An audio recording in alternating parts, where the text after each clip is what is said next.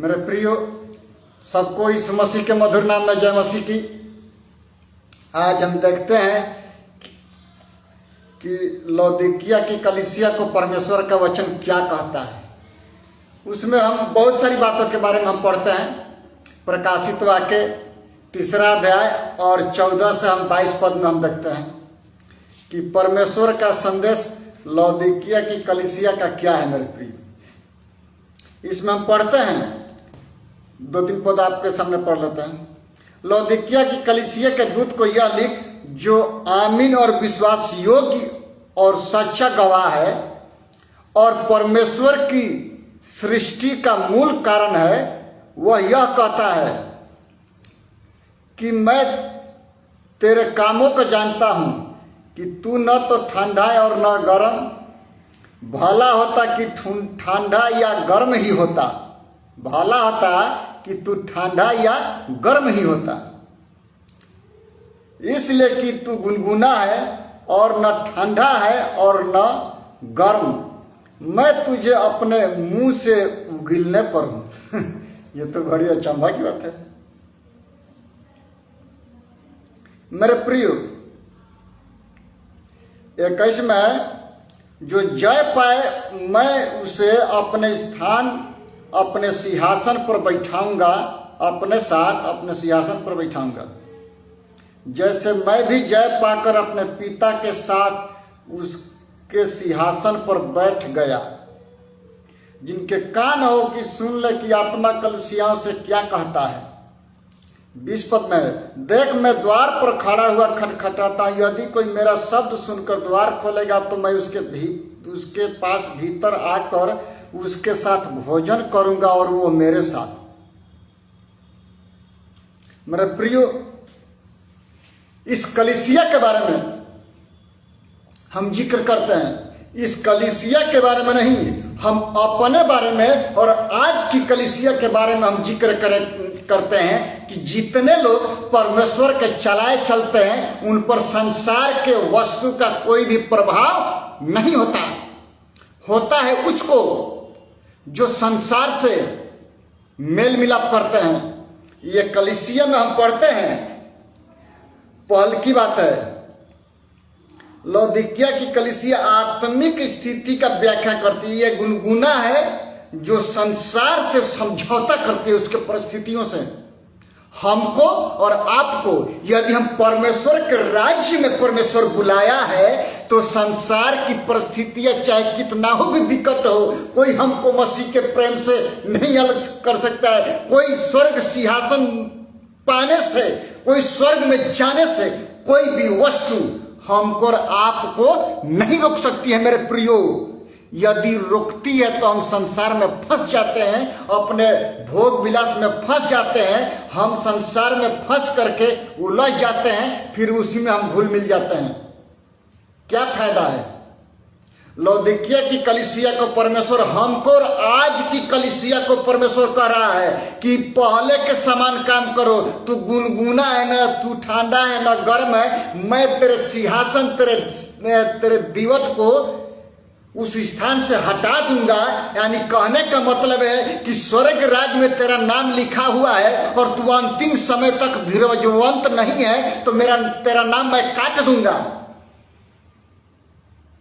इसमें हम पढ़ते हैं कि जितने लोग आज की कलीसिया, आज का विश्वासी, आज का कोई भी प्रभु का दास हो, हम हो या चाहे कोई भी हो, यदि संसार से समझौता करता है, पाप से समझौता करता है तो वो परमेश्वर के राज्य में जाने के योग्य मेरे प्रियो नहीं है। जाएगा वही जो परमेश्वर के इच्छा के मुताबिक चलता है, उसके कार्य, उसके पवित्र आत्मा के सामर्थ्य के चलाए चलता है, वो व्यक्ति परमेश्वर के राज्य में जाएगा। मेरे प्रियो, ऐसे लोग नहीं जाएंगे जो संसार के रीति में चलाए जाते हैं।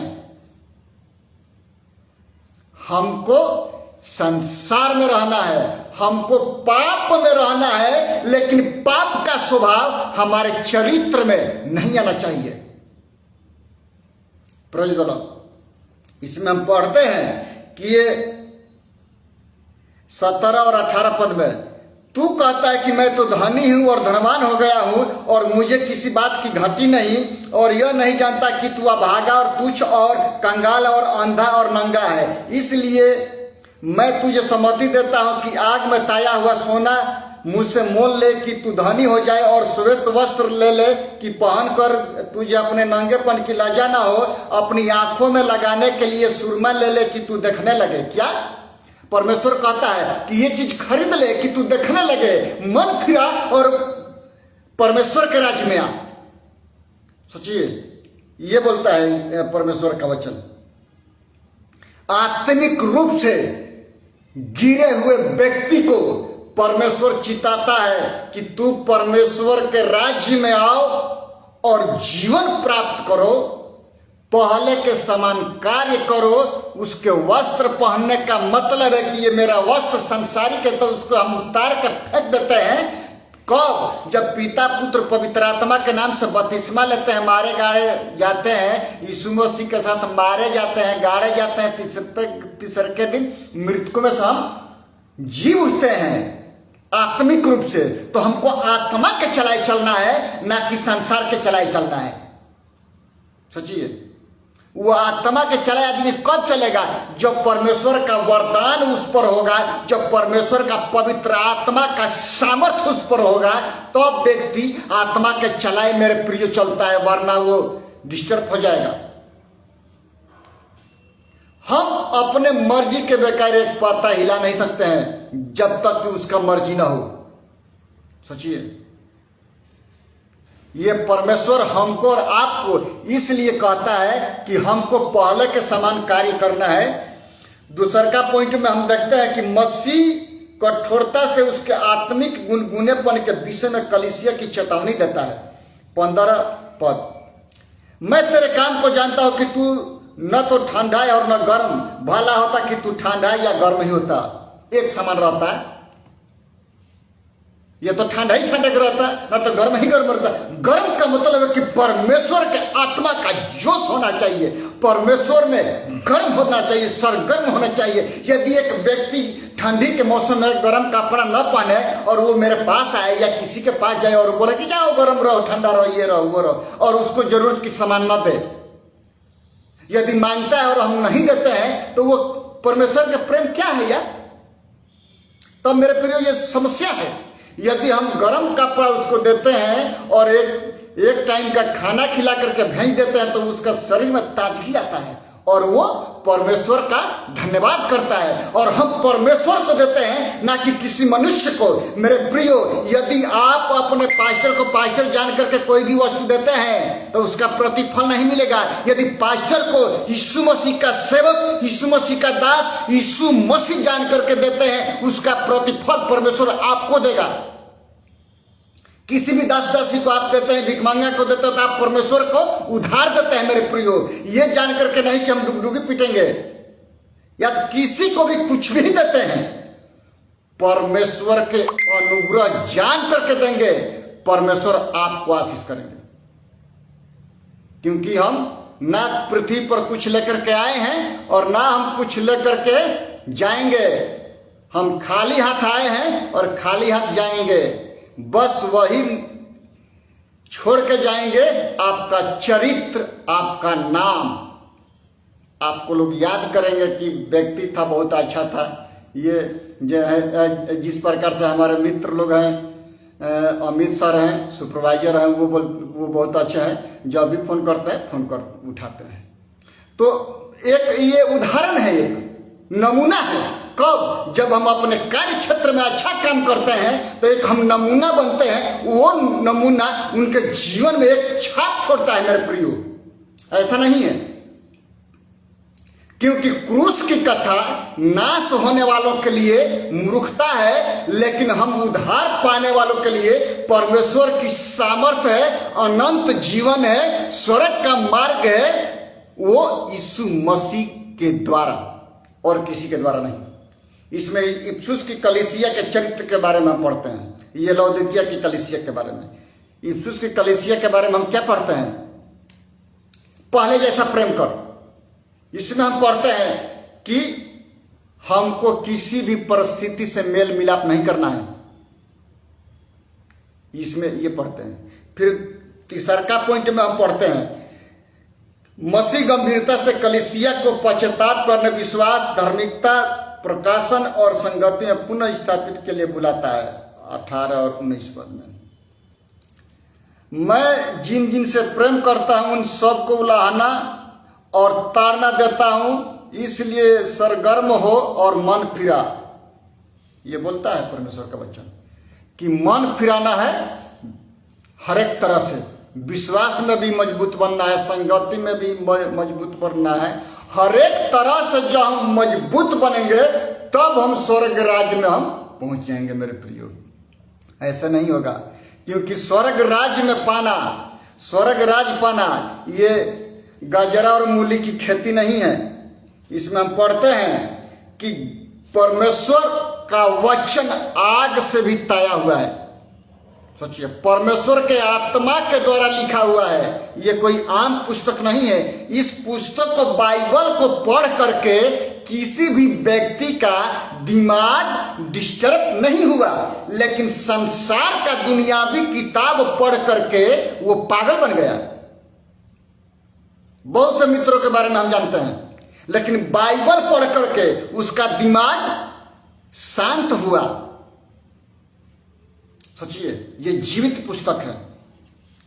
कब? जब आप अपने पापों से मन फिरा करके परमेश्वर के हजूरी में आएंगे तो परमेश्वर आपको आशीष करते हैं मेरे प्रियो, और इसके अनुसार जब हम काम करते हैं तब परमेश्वर आशीष से परिपूर्ण करते हैं। इसमें हम लौदीकिया की कलीसिया के चरित्र के बारे में हम देखें। फिर परमेश्वर का वचन क्या कहता है कि जब तुम मन फिरा लेगा हर एक तरह से, विश्वास से, धार्मिकता से, हर एक तरह से जब संपूर्ण बनेगा, तब मैं तेरे हृदय के दरवाजे पर खटखटाऊंगा, और जब तू दरवाजा खोलेगा मैं प्रवेश करूंगा और तू मेरे साथ आनंद करेगा, मैं तेरे साथ। जिनके कान हो वो सुन ले कि आत्मा कलीसिया से क्या कहता है। सोचिए, लौदीकिया की कलीसिया के बारे में हम लोगों ने देखा। पहले का पॉइंट था उसका कि संसार के किसी भी वस्तु से समझौता नहीं करना, चाहे वो कोई भी परिस्थिति क्यों ना हो। और दूसरा का पॉइंट था कि उस कलीसिया को परमेश्वर चेतावनी देता है कि तू अपने आप में गर्म रह, परमेश्वर की आत्मा का सामर्थ्य प्राप्त कर और सरगर्म रह और दिन प्रतिदिन आगे की ओर बढ़। दूसरा का पॉइंट। और तीसरा का पॉइंट है कि वो पश्चाताप, विश्वास, धार्मिकता में कहता है कि तू पश्चाताप कर और पहले के समान विश्वास कर, और धार्मिकता में दिन प्रतिदिन परमेश्वर के सामर्थ्य पाने में आगे बढ़ चल। जिनके कान हो वो सुन ले कि आत्मा कलीसिया से क्या कहता है। सोचिए, ये कब होगा? ये तभी होगा, इसमें हम पढ़ते हैं कि यीशु मसीह के साथ हम सिंहासन पर तभी बैठेंगे, स्वर्ग के राज्य में हम तभी जाएंगे जब इन सारे बातों को हम करेंगे। तब लौदीकिया की कलीसिया को परमेश्वर आज हमको और आपको एक ही बात बोलता है कि हम पवित्र आत्मा का सामर्थ्य पाएं, परमेश्वर के वचन को पढ़ें और प्रभु यीशु मसीह से प्रार्थना करें, अलगताई का एकांत में जाकर के, more prayer more power, less prayer less power, no prayer no power. यदि आपको स्वर्ग राज्य में जाना है तो प्रार्थना करना ही करना है, यदि नहीं जाना है तो संसार के साथ तो ऐश मौज करिए रहे। ऐसा नहीं है। मनुष्य सारे ब्रह्मांड को प्राप्त कर ले और अपने प्राण की मेरे प्रिय हानि उठाए तो क्या फायदा होगा। परमेश्वर इन सारे वचनों से हमको और आपको आशीष करे। यदि कोई बीमारी के हालात में है, काम के तलाश में है, हमारे व्हाट्सएप पर नंबर है, फोन करके प्रार्थना करा सकते हैं। अपने अपने आंखों को बंद करेंगे, प्रार्थना करेंगे। पिता, हम धन्यवाद करते हैं महान प्रभु सुंदर समय के लिए पिता, कि अभी तक बचाया है पिता, आपको धन्यवाद करते हैं पिता। प्रार्थना करते हैं महान प्रभु जी कि पिता परमेश्वर, जितने लोग देखते हैं सुनते हैं पिता, उनके आत्मिक आंखों को खोल दे पिता, उनके आंख के पट्टी को हटा दे पिता, कि आपका जो सुसमाचार है पिता उनके हृदय में चमकने पाए पिता, और वो आपके राज्य में आने पाए महान प्रभु जी। यदि कोई बीमारी के हालात में है उस पर छेदा हुआ हाथ बढ़ा करके चांगाई दीजिए काम के तलाश में है उसको काम दीजिए पिता। यदि कोई किसी भी समस्या में है उस समस्याओं का समाधान केवल आप ही के पास है पिता। आप राजाओं का राजा, प्रभुओं का प्रभु, डॉक्टरों का डॉक्टर आप है पिता। मनुष्य से बेहतर आप जानते हैं महान प्रभु जी। पिता हम प्रार्थना करते हैं भारत और उसके विश्वासी भाई बहनों के साथ होना पिता, जितने आपके नाम को पुकारते हैं उनके जीवन में आप कार्य करें पिता। छत्तीसगढ़ और मणिपुर को आपके हाथों में देते हैं, वहाँ के विश्वासी भाई बहनों के साथ होना पिता परमेश्वर। प्रार्थना करते हैं पिता फायत्री बाइबल चर्च के लिए, डायरेक्टर अजय पास्टर के लिए, उनके पूरे फैकल्टी के साथ होना महान प्रभु जी। मैं अपने आप को पूरे परिवार को तेरे हाथों में देते पिता, आप आशीष करिए पिता। प्रार्थना करता है खुदावंद महान प्रभु जी, राष्ट्रपति से लेकर के सरपंच तक के अधिकारों को आपके हाथों में देते हैं पिता। उनको बल बुद्धि से परिपूर्ण करके शासन व्यवस्था तंदुरुस्त रीति से चला सके महान प्रभु जी। प्रार्थना करते हैं बीएसएफ जवान के लिए पिता, और जितने सुरक्षा कर्मी है, जितने सिक्योरिटी है पिता, उनके जीवन में कार्य करे पिता, अपनी आशीषों से परिपूर्ण करे महान प्रभु जी। उनके जीवन को आप संभालिए पिता परमेश्वर। पूरे भारतवर्ष को आपके हाथ में देते हैं। पूरे भारतवर्ष में जितने भारतीय नागरिक बाहर में रहते हैं पिता, उनके जीवनों को आप संभालिए पिता। वहां पर रखवाली आप कीजिए महान प्रभु जी। धन्यवाद करते हैं खुदावंद, सारा आदर महिमा आपको देते हैं। उद्धारकर्ता प्रभु यीशु मसीह के नाम से मांगते हैं, आमीन। यीशु मसीह का अनुग्रह, परमेश्वर पिता का प्रेम और पवित्र आत्मा की संगति और सहभागिता आज से लेकर के आने वाले दिनों तक होती रहे, आमीन।